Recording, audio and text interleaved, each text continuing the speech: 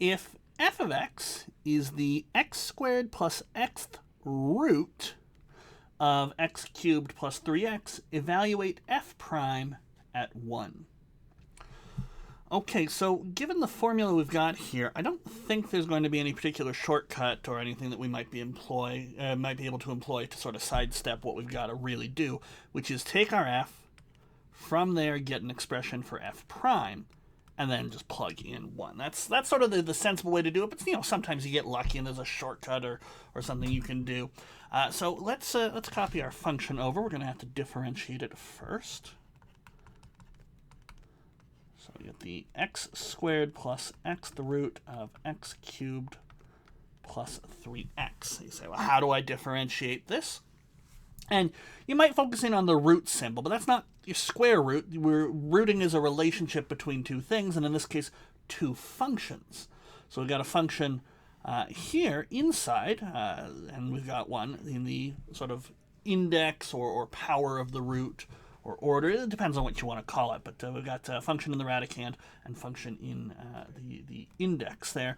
And, well, we don't really have derivative rules. I mean, you can come up with sort of this ultimate root rule if you have the time, but for something like this, there's not a simple, quick rule that we can use. There's going to be something more involved.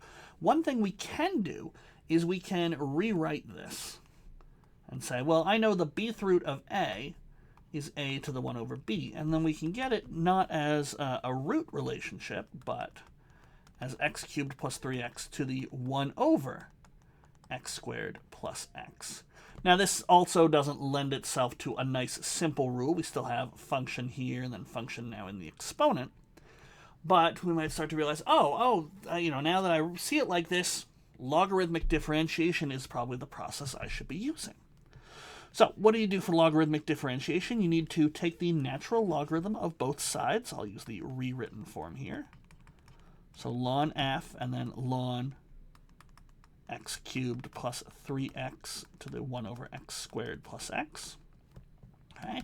And the reason we do that is because logarithms have this nice power, not just ln, any logarithm will do, but ln's the nicest, where you can bring the 1 over x squared plus x down out front to get rid of the exponent. You could, if you know enough about logarithms and how they interact with roots, you could have done something similar right from the start here.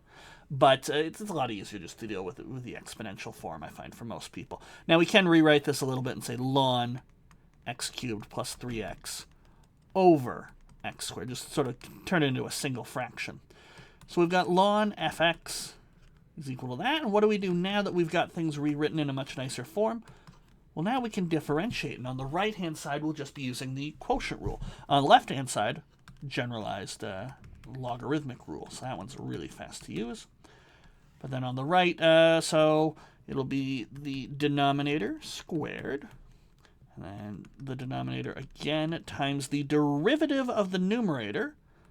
So that'll be x cubed plus 3x on the bottom, and then 3x squared plus 3 on top, minus, and then we swap roles. So now derivative of the bottom, so that'll be 2x plus 1, times the top, which is ln x cubed plus 3x. Okay. There we go. Now we want just f prime, so we can multiply both sides by f. There we go. So I'll rewrite that on the next page, but now this is just algebra. Now you might say, well, should you simplify something here or there? If what the question was asking for was f prime, then yeah, I might try and simplify and turn it into, get rid of the fraction inside my fraction, something like that.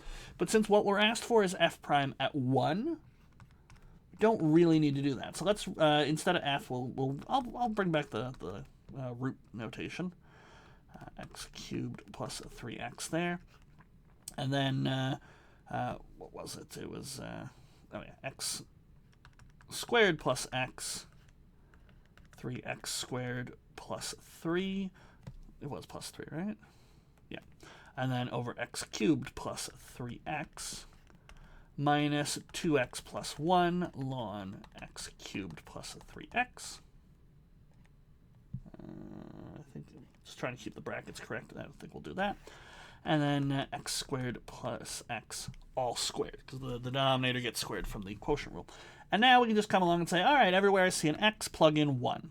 So we'll get 1 squared is 1 plus 1 over 1 cubed plus 3 times 1. Then we'll have 1 plus 1 there. And then 3 times 1 squared plus 3, so that's going to be 6 over 1 plus 3 is 4 minus 3 there. 2 times 1 plus 1. And then ln of the same thing, so ln of 4 again. And on the bottom, we've got... I don't know why I scribbled that through. I can just erase it. But getting back to it. And then 1 squared plus 1, which is 2 squared. So that one's a 2 as well. That's a 2. That's a 4. So we have the 2th root, or the second root, or you just say square root of 4. So we got the square root of 4, which is just 2. We've got 2 squared down here, which is 4. They'll cancel out, leaving a 2 on the bottom.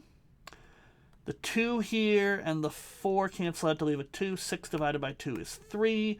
Can't really simplify the 3 ln 4. I mean, you could write ln 64 if you really want to, but I think pretty much done. So we'll have 3 minus 3 ln 4 all over 2.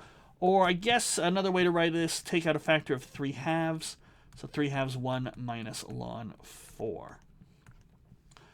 Either way, this answer, I think they're both, they're both perfectly fine. But that is f prime at 1. So that is what we were asked for. So I will write my final answer in here again. 3 halves 1 minus ln 4, like we had a second ago.